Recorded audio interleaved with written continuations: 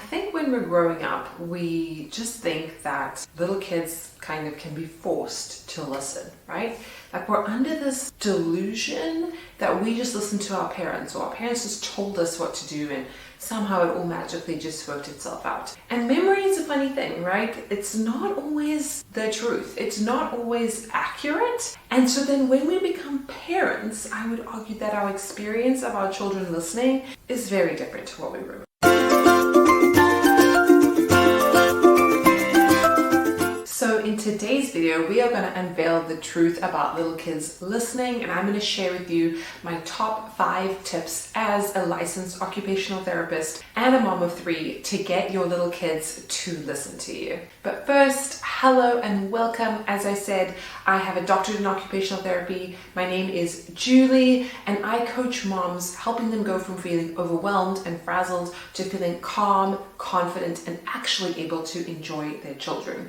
My mission in life is for you to really be present, to really not take these little people for granted, and to be confident in how you parent. As I mentioned, I have 3 young kids of my own, 7 and younger, so I am right there with you on this childhood, early parenting journey, learning my lessons just as you are, and so I hope that I can share with you some of the things that I have learned in my professional career and as a mom, so that you don't have to learn the hard way like I sometimes did. I also have a weekly podcast and a newsletter that I put out every week, so make sure you look at the links down below in the description box so you can sign up for that. I provide a lot of extra resources, sometimes mini trainings, all sorts of fun things. I let you know what's happening in the community. I'm also very active on Instagram, so make sure you go and follow me there. Send me a DM of topics that you would like me to talk about as it relates to parenting or motherhood or just your identity as a mom. I love all of that kind of thing, and I would love to help you on your journey. Make sure that you go ahead and subscribe to this channel. Click the little notification bell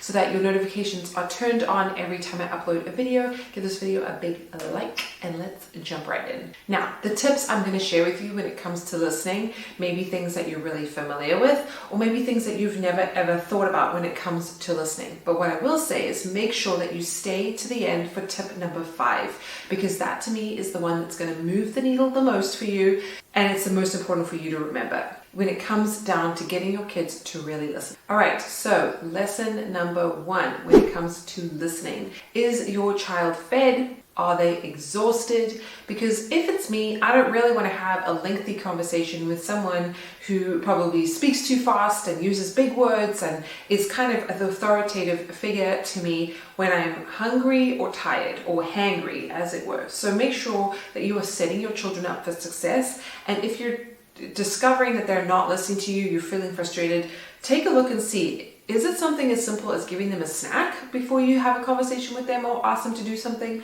Or did they stay up way too late last night and they're really struggling to follow instructions today? It could be because they're tired. Number 2, speak clearly and use language that your child will understand. Their brains are growing so rapidly, and I know how smart they are. Honestly, it blows my mind, but they are not at the same level. Even if you look at them, their little heads are not even the same size as an adult brain. They have a lot of learning and processing to go through, and they process things at a different speed to us, and perhaps in a totally different way. So make sure that you are really tailoring your language so that your children can understand you. A little trick that I like to do is I am prepared mentally to have to repeat myself, which I know can sometimes be infuriating, but know that this is very normal, and it kind of tapers out as they get older. And a little trick to understand whether they have actually, taken in what you have told them is to ask them to repeat back to you what they have heard. Or if you have a child that's willing, you could even ask that child to teach their teddy or their doll or their little brother or sister what mommy has just said and see what comes out of their mouth. If nothing else, it could be funny to watch. Number 3, demonstrate the skill and art of active listening so that they can learn from you. Active listening is very underappreciated in my mind, but studies have actually shown that a child that has mastered the art of active listening, as they grow, they have better peer relationships, they have better work relationships, they have better friendships, and overall they're better liked and they do better at life. So this is something that we should definitely not overlook, and it is something that can be taught. Remember, active listening is a skill, and inherently that means that we can teach our children how to become better listeners. Essentially, someone who is a good active listener is able to really stay quiet and present while someone else is speaking to them. They're able to ask pertinent, relevant questions when prompted, and they're able to repeat information back to the speaker, showing that they have absorbed, internalized, and processed the information in their own way. Showing and teaching your children how to be good active listeners will set that up as the gold standard for how they communicate with people. Remember, our first teachers are likely our parents and our, caregivers, and so we want to model the type of listeners that we want for our children. This part is key, but when someone actively listens and really is absorbed in what you are saying, the amount of motivation that gives you to continue to be an active listener yourself is really, really important. I do believe it actually builds up self-esteem, and it helps our children to keep going because they recognize that listening is a skill that will really help them in this life. Number 4, keep your word. So have you ever thought, what is the point of listening? Why do we even listen to each other?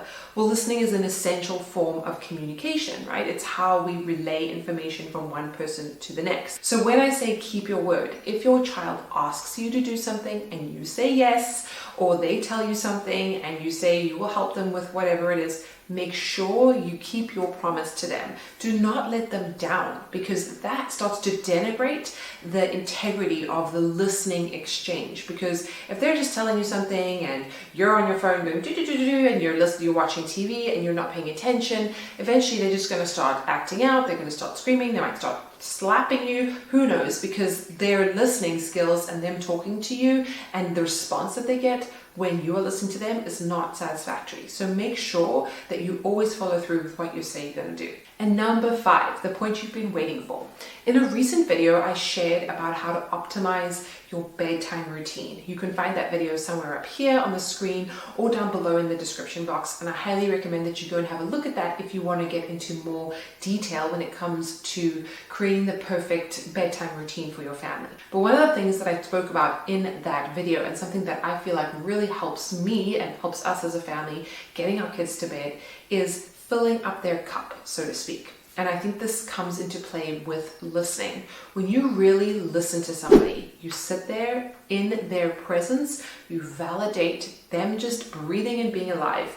You validate what they are saying to you, you fill up their cup, you really see them, although you're listening, but you see who they are. That is going to give you the best listener. And I think that's something that we don't appreciate enough. Grown-ups, coming down to a kid's level and really, really paying attention to them, filling them up, they will perform as great listeners for you. So I want to know from you, what would you say is your kids' ability to listen? How well do they listen to you? When do they listen better to scrap that part. So I want to hear from you. How would you rate your kids' ability when it comes to listening? How well do they listen? Where can they improve? Let me know if anything in this video struck a chord with you that you will try and implement for your family. And as always, I would so appreciate it if you could subscribe to this channel, like the video, and share this video with anyone who may benefit from it. It's something that I feel super strongly about, helping parents parent